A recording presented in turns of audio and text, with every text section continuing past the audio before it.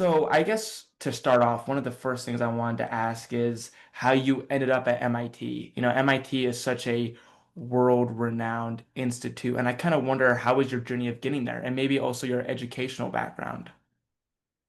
Yeah, so I started off at UC Berkeley for my undergrad. I did my major as a joint program in mechanical engineering and nuclear engineering. Originally, I started out just with the mechanical engineering side of things because that is what my dad had done when he went to UC Berkeley. And I was sort of following his footsteps a little bit. I knew that I liked math and physics and science, but I wasn't really totally sure what I wanted to do with it. I thought maybe about aerospace, maybe about vehicles, stuff like that. But I found nuclear engineering somewhere between like senior year of high school and first year of undergrad, um, and took a class on it in the nuclear engineering department at UC Berkeley. And it was like one of my favorite classes that I've ever taken, just a broad overview of nuclear energy, nuclear science, nuclear weapons, radiation, and radiation effects. And so, yeah, it was super fascinating to me, and I wanted to take more classes on it. And so I just got deeper and deeper into it, switched to the joint major program, and that's how I ended up where I am today. Yeah, I mean that's really interesting, and I kind of wonder, when people do, let's say their undergrad at a different institution very far away, like UC Berkeley, and then going all the way to, let's say, MIT, which is across the nation, do you have issues, I'd say, adjusting to maybe time changes, or how's the process of moving from there, or were there gaps between your education? Um, yeah, I feel like the biggest difference between being there and being here is honestly just like the setting and the weather and the culture. And I don't think that there was a huge like gap in the education. I felt like Berkeley prepared me really well for MIT, and especially like having a undergrad with a lot of courses in nuclear engineering prepared me pretty well for the nuclear science and engineering PhD program here. Like I had seen a lot of the things that we talk about in like the core module classes, in some previous classes. And I think it would have been a lot harder without that same prep. And I know a lot of people who have taken this same degree program that I'm in who like did their background only in mechanical engineering, or they did it only in some other field besides nuclear. And I think it was like a much bigger learning curve for them. But yeah, I would say like I bridged the gap fairly smoothly.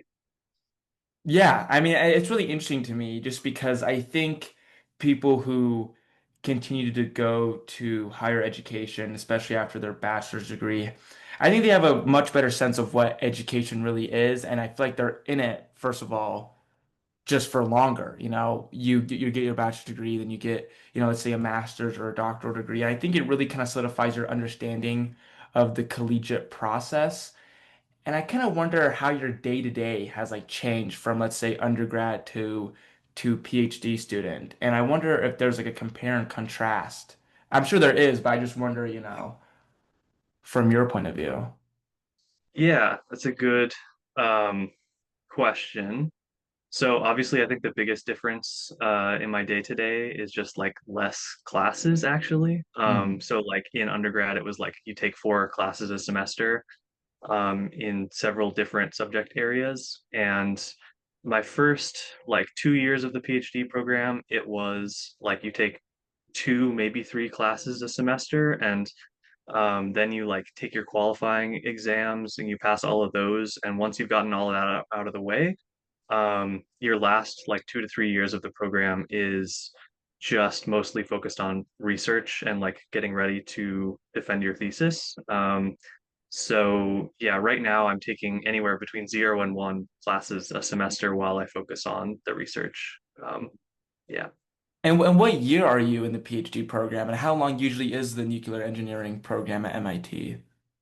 Yeah, I'm going into my third year of the PhD program. And it's intended to be, or at least it usually is about 5 years. I think it varies between like 4 to 6 years, depending on like how motivated you are and also like how long your thesis project ends up taking. And speaking of, your kind of like main project, I kind of wonder like for listeners who may not know much about the nuclear engineering department, what are some of the main things that you probably focus on if you do take classes, or if you're not taking classes, what do you spend most of your research time looking at? Um, so yeah, my research project is looking at the economics of nuclear for decarbonizing industrial process heat. So basically taking a couple of different broad categories of reactor design, mainly focusing on light water reactors and high temperature gas cooled reactors, and comparing them against the alternative technologies for achieving the same goals. So geothermal energy and natural gas with carbon capture are the two main competitors there. And then basically figuring out, okay, what are the most important parameters when comparing those different technologies for different applications. So, like looking at the size of the heat demand, the temperature of the heat demand at different industrial sites, um, the location in the United States, which will determine like the quality of the geothermal resource under the ground. Um, and also doing like some specific case studies where we look at like a specific industrial site, like the Seadrift site, which is a plastics manufacturing facility in Texas that is looking at decarbonizing using high temperature gas reactors. And so we're taking that technology, but also comparing it against their other alternatives like geothermal, like carbon capture, like light water reactors, and saying, okay, which one of these is most practical and under what conditions? Okay, that's interesting because one of the main things that I'm interested in is j just to go off topic a little bit. I find myself more interested in the external part of science. So uh I'm looking at the history really, and I kind of wonder, when it comes to, looking at these different places in the United States with these processes, I kind of wonder, do you ever study, places that have tried using nuclear energy over the United States over time, especially looking at these other places like in Texas? I kind of wonder, like, first of all, what is the time frame that you usually look at for this research? And also, do you ever do you have a broader sense of looking at these areas across the United States or specific regions? Um, so I guess when you say what time frame are we looking at? So all of the studies that I'm doing right now are focused on like present day technology Okay, values. So like as my starting point, I go to like the National Renewable Energy Laboratory has a big database of like reference what are called overnight capital costs for all of these different technologies, and that's like my baseline for like scaling and estimating the costs of all these different technologies. And all of those input data points assume that we're starting in 2024 or 2025. I see. Um, but I would like to, as part of my thesis, also look at like the trajectory for learning rates in those different industries, like geothermal, like gas with carbon capture, like nuclear, and try to determine how the picture will change in the next like 5 or 10 years if it is evolving. Um, and then your other question was about like, do I look at specific states or specific regions? So right now, actually, the way that I'm doing this is like the only reason that location matters for the comparisons that I'm doing is because of that geothermal resource quality under the ground, which Mhm. is expressed in like degrees Celsius per meter drilled. Yes. Um, and so right now, I'm literally just saying, okay, like I'm doing everything as a function of uh, what is that geothermal gradient underground, and then you can like back extrapolate that and just say, okay, like if your resource quality is 0.05 degrees Celsius per meter, then the answer is this. If it's 0.08 degrees Celsius per meter, your answer is this. And then you look at what states have those geothermal resource qualities, and it will tell you what the answer will be for industrial sites in each one of those different states based on their conditions. Okay. And that's interesting because one of the main things that just popped up in my head was with this comparison that you're doing, I wonder if there are a lot of the I wonder if this comparison, this research has brought up any misconceptions that you've had about these locations, especially, with geothermal, because I think that's it just kind of drastically changes. It's fluctuating throughout the United States and its regions. And so I Yeah. wonder if there are misconceptions that your research has kind of fixed or that you've kind of changed your mind about. Yeah. I can think of a couple. So one of them is that I'm looking at that plastics manufacturing facility that I'm doing a case study on. And I think a lot of people in the nuclear industry like assume as a default that for nuclear to enter the industrial process heat market, the temperatures of the reactors involved need to be pretty high because there's like a wide range of temperature requirements in industry, ranging all the way from, only 100 degrees Celsius all the way up to like 1600 degrees Celsius. And maybe we want to like capture a wider fraction of that market by having higher temperature reactors. But when you like dig into the like practical aspects of it and the limitations of it, you realize a couple of things. One is that something like two-thirds of the industrial process heat requirements in the US are at like low temperature ranges, so below 300 degrees Celsius, which means that they could be captured by light water reactors that have like an outlet temperature of roughly 300 degrees Celsius. Um, and another thing that you realize is that for a lot of those higher temperature processes, the heat is supplied using a furnace instead of supplied using like steam heating. And so it's much harder to do like a drop-in substitution with nuclear because you'd have to redesign a lot of the industrial process and like how the heat is transferred from the source to whatever is the product that you're trying to transform. Um, so there's some like practical limitations there, and it's not like immediately clear how you sub in nuclear for some of these higher temperature industries without doing a lot of like process redesign. And I think that a lot of people don't realize that right off the bat. And Um, yeah, yeah, I mean, especially with that redesign part, I wonder if when it comes to coming into this idea that there is this, you know, that a redesign is actually a thing that most people don't think about. I wonder if there are other parts of that in general, like the idea that there are things that people aren't thinking about that kind of excites you about research. And going more broadly, I kind of wonder if there are certain parts coming up in the future that you're looking at right now that you're coming up on that are getting pretty interesting. I wonder if there's any of that for you. yeah, I think the like most fun part of research for me at least is like digging into all of the nitty-gritty details and realizing like where there is a disconnect between like the current understanding and what's really going on at a deeper level. And like challenging some of the like preconceived notions about what the future looks like for our industry. And like I part of the reason that I wanted to do this research project was specifically because I wanted to know like, okay, if nuclear is going to enter the industrial process heat sector in a bigger way, um, what are the reactors going to look like? Are they going to be high temperature reactors? Are they going to be light water reactors? How big are they going to be? And where are they most likely to be located? And what industries are they most likely to be coupled with? And one of the things that I'm finding is that um, it seems to make a lot of sense to go larger on the reactors for some of these industries than some of the ones that are currently being proposed. So like the XE100, which is X Energy's high temperature gas reactor, is like 200 megawatts thermal.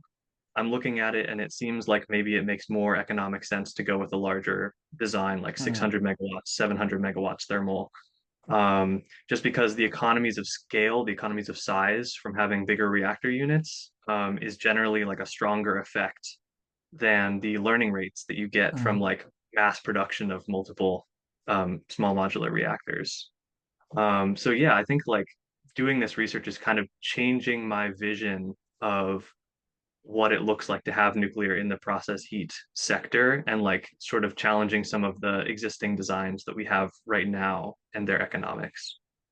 Yeah. Okay. And that's interesting too, because I think about the future of energy in the United States, and I kind of wonder, how will like what does the future of nuclear look like? I always think about that because I feel like nuclear has kind of evolved over time, like most things. But I think, you know, how, I personally think about how does nuclear energy fit in with the new technologies that we have today and the ever-changing economic world and also climate world of Earth, but also the United States in general. And I kind of wonder, you're doing this research process, and there is going to be a time where this comes to an end. And one of the main things I wonder is this is a question that I was really, really thinking about as you were talking about this. How do you think perception will change, even with policymakers, with economics? Once you're done with the research project, do you think it will invite change to that or invite, perspective change to what we're looking at for the future of nuclear energy in the United States? Yeah, so are you asking more like how do I think broad public perception will evolve in the next couple of decades, or like whether I think that my research will have an impact on public perception, I Both, guess. both. Okay.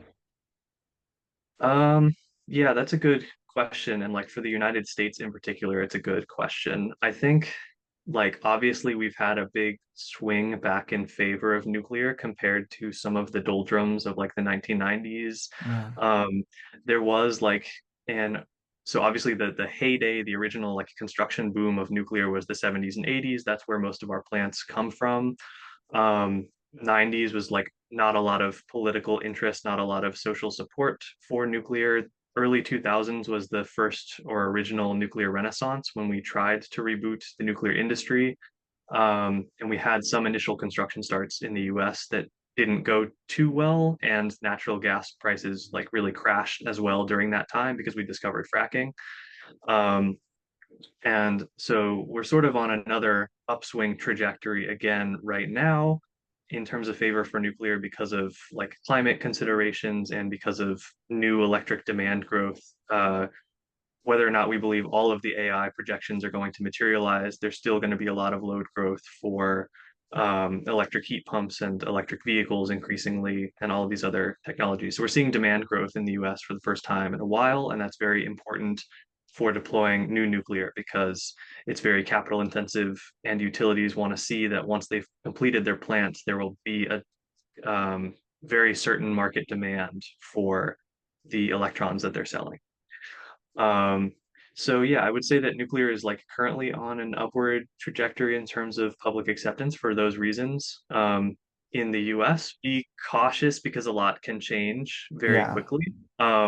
However, like regardless of like the US's social support and trajectory for future nuclear deployment, the outlook for nuclear in the world as a whole is pretty strong. And it seems pretty certain to grow over the next several decades as we approach 2050. A Yeah. lot of the growth is going to come from East Asia and particularly China. I think Yeah. China has like 30 reactors under construction all at once right now. And they're going to have a bigger nuclear fleet than the US probably sometime around the mid 2030s, and they're probably going to get all the way up to like 200 gigawatts ultimately. Mm. And there's a lot of other countries. Russia is building plants all over the world in a lot of different places for on behalf of the host countries that want the nuclear power. Yeah. So yeah, those are sort of the dominant countries in the market right now. But yeah, in the world as a whole, it seems like the demand for nuclear and the growth for nuclear has pretty good prospects. And I wonder, I don't actually know this. Does the United States have any nuclear plants under construction right now? Debatable. So we finished the most recent large-scale traditional plant, which is Plant Vogel in Georgia, back in last year, 2024, was when the last unit came online. Um, right now, we have some like demonstration prototype under construction that are some like advanced Generation 4 reactors that are cooled by molten salts or molten sodium. Mm. One is the TerraPower reactor in Wyoming. That's a company Yeah, that's funded by Bill Gates. I heard about that. The Kairos Power Hermes reactor demonstration and its Hermes 2 counterpart, which is going to generate electricity. So yeah, there are a couple like power reactor demonstrations that are under construction that are on a much smaller scale than some of the larger traditional plants. And then it remains to be seen whether those will become like commercially competitive products. And I just want your opinion on this. Why do you think the United States is, I mean, seemingly behind on nuclear power consumption and construction compared to other countries, let's say Russia, who is actively building, and China, who is actively building new nuclear plants? Yeah, so um, I think ultimately it all comes down to the like crash of the nuclear industry back in like the mid 1970s Mm. to early 1980s. Um, we were obviously building a whole lot of plants back then, and that's why we have the world's largest nuclear power fleet today. Um, but for a variety of reasons, both because of like regulatory ratcheting and because of a lot of safety and operational issues that we discovered that we needed to fix, and because of, soaring interest rates during the 70s and flattening demand growth and a whole bunch of other things, the demand for nuclear really dried up during that period. And once an industry dries up and its supply chain is completely gone and we haven't built any, plants within recent memory, it becomes a lot harder to reboot that industry from scratch and like get off the ground and successfully build new plants at an affordable price. And I think that that is most of what describes why we haven't built much new nuclear in the US. If you look at like the demographics of people who are in like the nuclear engineering workforce, there's a lot of young people coming in right now. There's a lot of old people who are like in their 50s and 60s that are approaching retirement. And then there's this big valley around like 30 and 40-year olds where people just weren't in the workforce, weren't entering the nuclear workforce during that time because a lot of the demand for new nuclear had sort of dried up during the 80s and 90s. So I think that it's hard to like overstate the impacts of like that giant disruption on the industry, and it's going to be hard to restart it and regain all of that experience. Speaking of the future, I kind of wonder, you just brought up, where do you see yourself taking your career after your PhD? What are some of the plans that you have, maybe the goals that you have after your PhD? Yeah, it's sort of still up in the air. Um, I have thought about a couple of different career options. So I'm very interested in like nuclear policy Mm, and especially like um, well, anyway, I won't get too much into the specific policies, but I'm going to DC next week actually as part of the mm, nuclear engineering student delegation, which is a group of like 18 nuclear engineering students from around the country, all different universities, and we go and talk to congressional offices like staffers of mm, lawmakers and tell them what are the priorities of the nuclear industry and of nuclear engineering students in terms of workforce development, in terms of how they can support new nuclear deployment and things like that. That's been interesting to me for a while, and so maybe I'll go into like policy making, maybe I'll go into like, being who knows, a staffer on like the Environment and Public Works Committee or Energy and Natural Resources Committee, something like that. Um, Other career paths I've thought about, I really like to teach and I really like to explain to people the history and the future of nuclear and the economics of nuclear and how nuclear fits into like the broader societal and historical context. And there's a lot of nuclear engineering programs that have like all of the engineering courses that are required to understand nuclear, but not as much like the history and societal implications and economics. And mm. I would love to maybe someday, go back into academia, become a professor, and teach a class on that.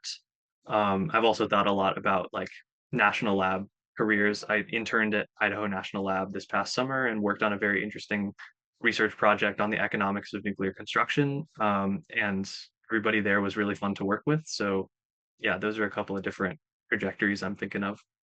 And that's super interesting because I think a lot of people, when they think about this, let's just say STEM as a whole, I think there is a legislative part to it that controls a lot of it. And so I find it really interesting, the policy making aspect of it, and especially, the future of these fields, because I think a lot of it is up to policy.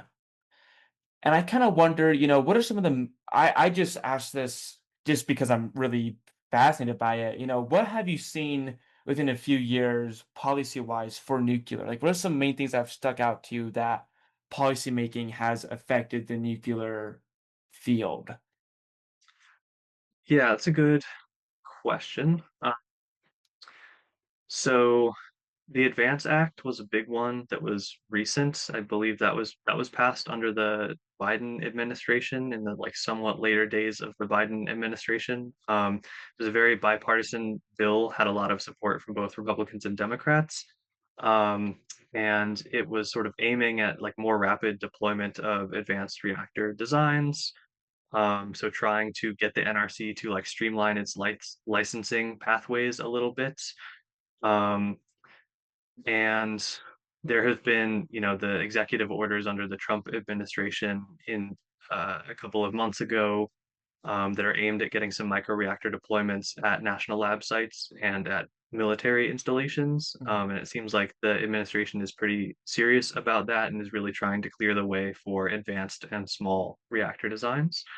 Um, so just in general, I mean, it seems like there's a lot of support from both sides of the aisle on new nuclear deployment, which is a big thing in a world where most policies are not bipartisan. Um, I would say though that what it will take to be really impactful in terms of achieving new nuclear deployment is money. Yeah. Um, that we're gonna like any technology that is either trying to scale into the market like from scratch or is trying to reboot like the nuclear industry is. It would probably need a lot of financial support before the industry is fully rebuilt and before all of the supply chains are functioning and before the workforce is big enough. And I think that a lot of this legislation is like well-meaning and well-intentioned. But at the end of the day, I think that like money talks and how much you're willing to commit to the program shows how serious you are about trying to restart the industry.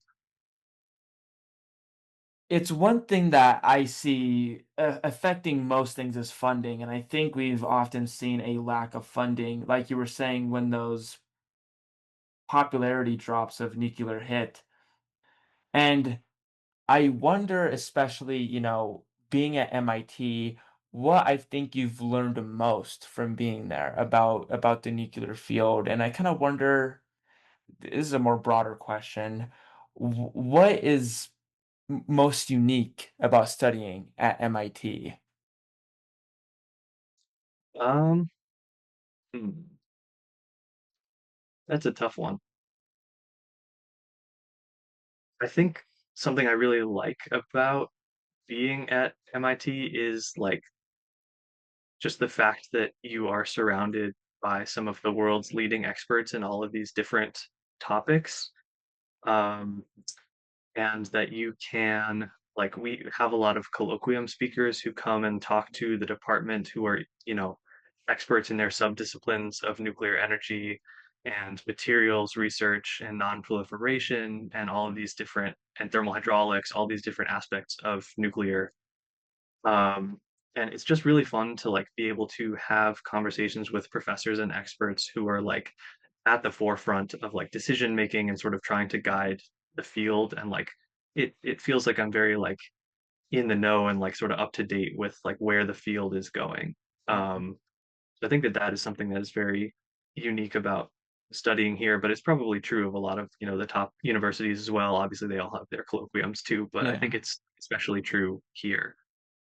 Um, does that answer the question? Yeah, yeah, that is perfect. And one last question that I have before I'm done here is I kind of want to look in the near future of what you have going on, not looking, past your PhD, but what are some of the things that you have coming up in your PhD work right now that you're looking forward to? Yeah, so um, right now I'm very much, as I mentioned, like in the thick of the research part of things.